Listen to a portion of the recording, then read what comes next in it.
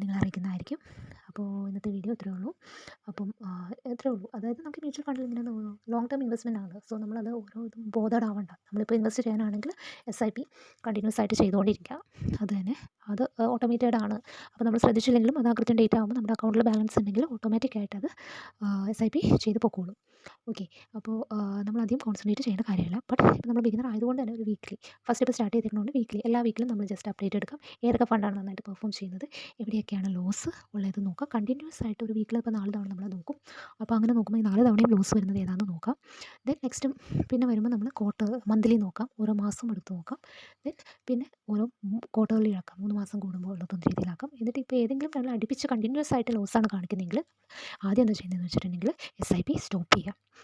എന്നിട്ട് നമ്മുടെ fund positive ആകുമ്പോൾ നമ്മൾ ഇൻവെസ്റ്റ് ചെയ്ത അത്രയും എമൗണ്ടിലോട്ട് വന്നു കഴിയുമ്പോൾ വേണമെങ്കിൽ നമുക്ക് മറ്റേതിലോട്ട് നമുക്ക് സ്വിച്ച് ചെയ്യാം. ഇനി സ്വിച്ച് ചെയ്യേണ്ടതാണെങ്കിൽ അത് റിഡീം ചെയ്തിട്ട് പിന്നെ ഏതിലാണെന്ന് വെച്ചാൽ അതിൽ കൊണ്ട് ഇടാം. ഓക്കെ. അപ്പോൾ നമുക്ക് മറ്റേ സ്റ്റോക്സ് പോലെ റിസ്ക് ഇതിനകത്ത് അധികം ഇല്ല.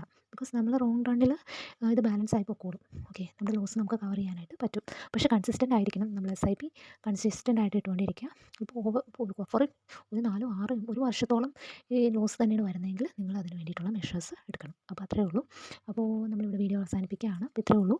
അപ്പോൾ അവർ പറയുന്ന പോലെ തന്നെ 2-3 വർക്കിംഗ് ഡേയ്സിൽ തന്നെ നമ്മളൊരു സ്റ്റോക്ക് പർച്ചേസ് ചെയ്താൽ അത് അപ്ഡേറ്റഡ് ആവുന്നുണ്ട്. മാക്സിമം വിത്തിൻ നെക്സ്റ്റ് ഡേ നമ്മൾ പർച്ചേസ് ചെയ്തതിൻ്റെ ഓർഡർ കൊടുത്തതിൻ്റെ നെക്സ്റ്റ് ഡേ തന്നെ അപ്ഡേറ്റ് ആവുന്നുണ്ട്.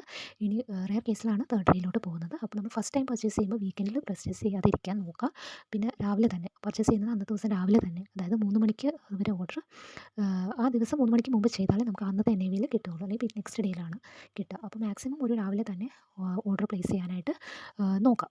അപ്പോൾ ഇത്രയും കാര്യങ്ങളാണ് നമ്മൾ ഇതിൽ ശ്രദ്ധിക്കേണ്ടത് ഇതുവരെ ആയിട്ടുള്ളത്. പിന്നെ നമ്മൾ മറ്റേ ഷെയർ മാർക്കറ്റിൽ നോക്കുന്ന പോലെ മാർക്കറ്റ് ഓപ്പൺ ആവുന്നതും ക്ലോസ് ചെയ്യുന്നതും ഇവിടെ ബാധകമല്ല.